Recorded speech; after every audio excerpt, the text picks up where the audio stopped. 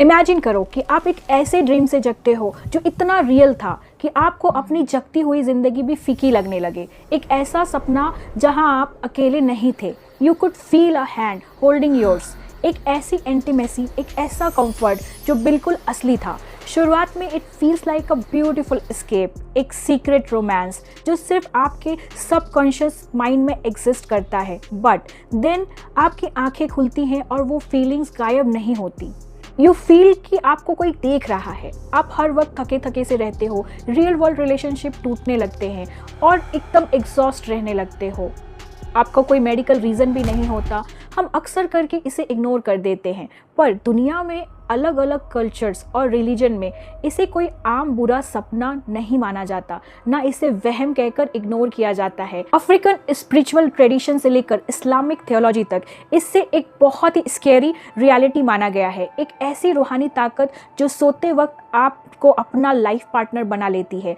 आज हम बात करेंगे हॉन्टिंग लोर के बारे में, जहां धीरे धीरे एक दोस्ती, एक इंटीमेसी आपकी ज़िंदगी का सबसे बड़ा कैद और नाइटमेयर बन जाता है। जी हाँ, आज हम बात करेंगे द अल करीसी लोर एंड स्लीप वल्नरेबिलिटी के बारे में। सबसे पहले बात करते हैं अफ्रीकन माइथोलॉजी की। वहाँ एक एंटिटी का जिक्र मिलता है जिसे कहते हैं अल करीसी। अल करीसी उन अनसीन एंटिटीज़ में से है जो इंसानों से फिजिकली और इमोशनली अटैच हो जाती हैं। ट्रेडिशन के मुताबिक हमारी फिजिकल दुनिया और स्पिरिचुअल रेलम के बीच की दूरी और दीवार रात को सोते वक्त बहुत थिन हो जाती है। ड्रीम्स को सबसे ज़्यादा वल्नरेबल स्टेट माना जाता है, एक ऐसा खुला दरवाज़ा जहां हमारा कॉन्शियस कंट्रोल नहीं होता और ये ताकतें आसानी से हमारे दिमाग में एंटर हो सकती हैं। अल करीसी कोई ऐसी वैसी भूत की स्टोरी नहीं है जो आते ही चिल्लाने लगे या वायलेंट हो जाए। All crisis plays a very long psychological games. ये तब आता है जब आप गहरी नींद में होते हो और इसकी सबसे खौफनाक बात यह है कि शुरुआत में बिल्कुल भी वायलेंट नहीं होता। हम जानेंगे ये ट्रैप में कैसे फंसाता है। अल करीसी का असली डर धीरे धीरे स्टार्ट होता है। ये कनेक्शन स्टार्टिंग में बहुत जेंटल होता है। बार बार आने वाले सपने, विविड एनकाउंटर्स और ऐसी फीलिंग्स कि कोई आपके बहुत पास है, कोई आपको प्रोटेक्ट कर रहा हो, आप किसी के प्रोटेक्शन में हो।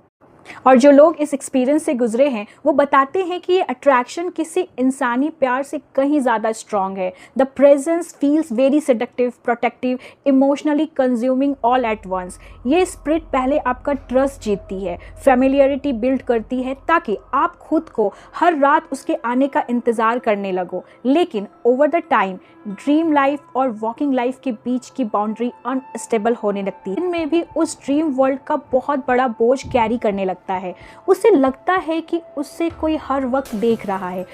उनकी फिजिकल और मेंटल एनर्जी साइफन ऑफ हो जाती है, जैसे कोई रात में उनकी जान खींच रहा हो। सिर्फ अफ्रीका तक लिमिटेड नहीं है। अगर हम इस्लामिक थियोलॉजी को देखें तो वहाँ इस फेनोमेनन का एक बहुत ही क्लियर और डिटेल्ड रेफरेंस मिलता है। इस्लाम में इस एंटिटी को जिन अल आशिक कहते हैं, द लवर जिन कहा जाता है। इस पूरे कंसेप्ट को कहते हैं निका अल जिन वल इंस, यानी जिन और इंसान की शादी। इस्लाम के मुताबिक अल्लाह ने जिन्नात को बिना धुएं की आग से बनाया है और वो एक अलग दुनिया में रहते हैं जो हमें दिखाई नहीं देते। कुछ इंसान और जिन्नात के बीच कनेक्शन बन जाते हैं और जब एक जिन किसी इंसान के ऑब्सेसिव लव में पड़ जाता है तो बिल्कुल अल करीसी की तरह रिएक्ट करता है। सोते वक्त जब इंसान की रूह एक टेम्पररी स्टेट में होती है, जिसे कुरान में एक छोटी मौत यानी माइनर डेथ भी कहा गया है, तब ये लवर जिन उनके सपनों में एंटर होता है। वो इंसान से फिजिकली इमोशनली इंटीमेट होने की कोशिश करता है और इंसान को सपने में सब कुछ बिल्कुल सच लगता है। स्पिरिचुअल मैरिज, उसके खतरनाक इफेक्ट्स। अब चाहे आप इसे अफ्रीकन लोर के हिसाब से देखें या इस्लामिक पर्सपेक्टिव से, दोनों ही जगह स्पिरिचुअल मैरिज के असर बहुत ही खतरनाक बताए गए हैं, क्योंकि वो बुरा जिन या अल करीसी इंसान पर अपना पूरा हक समझता है, इसलिए वो ऑब्सेस्ड हो जाता है। And then they try to start demanding exclusively. वो नहीं चाहता कि आप फिजिकल वर्ल्ड में किसी और से मतलब रखो।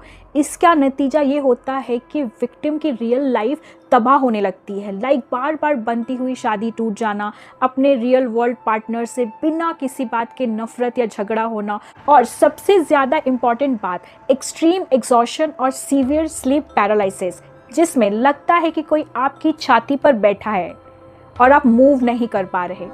और इंसान अपने ड्रीम में बार बार गहरा पानी देखता है, अजीब सी शादी, या फिर वही अनजान चेहरे बार बार उसे दिखाई देने लगते हैं। बार बार रिपीटेडली एक ही ड्रीम आता है। इंसान एक अजीब से पैराडॉक्स में फंस जाता है। वो उस एंटिटी से डरता भी है पर उसकी तरफ खिंचाव भी फील करता है। एक ऐसी इंटीमेसी जो खामोशी से कैद बन जाती है। इंसान को पता ही नहीं चलता कि वो फंसा कब था।